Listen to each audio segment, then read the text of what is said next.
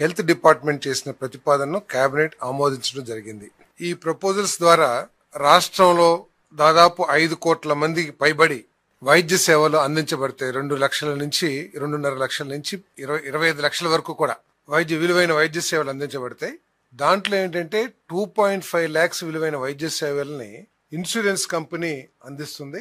2.5 లక్షల నుంచి 25 లక్షలు విలువ చేసే వైద్య సేవల్ని డాక్టర్ ఎన్టీఆర్ ట్రస్ట్ ఏదైతే ఉందో ఆ ట్రస్ట్ ద్వారా సేవలు అందించబడతాయని చెప్పేసి మనం చేస్తాను. గత ప్రభుత్వంలో ఈ సర్వీసెస్ ఏదైతే ఆరోగ్యశ్రీ అనే పథకం కింద చేసేవాళ్ళో వాళ్ళు కేవలం 4.30 కోట్ల మందికి మాత్రమే ఈ వైద్య సేవల్ని అందించడం జరిగేది. అప్పుడు నాకు తెలిసి సబ్జెక్టివ్ కరెక్షన్ కేవలం 5 లక్షలు మాత్రమే వైద్య సేవలు విలువైన వైద్య సేవలు అందించేవాళ్ళు అనుకుంటాను. బట్ ఇప్పుడు 25 లక్షల వైద్య సేవలు అందించడం, అది కూడా రాష్ట్రంలో ప్రతి ఒక్కరికి కూడా only EHS employment housing scheme ఎవరైతే పొందుతున్నారో వాళ్ళకి తప్ప మిగతా వాళ్ళందరికీ కూడా రాష్ట్రంలో ప్రజలందరికీ కూడా ఈ వైద్య సేవలు అందించబడితే మనం చేస్తాను.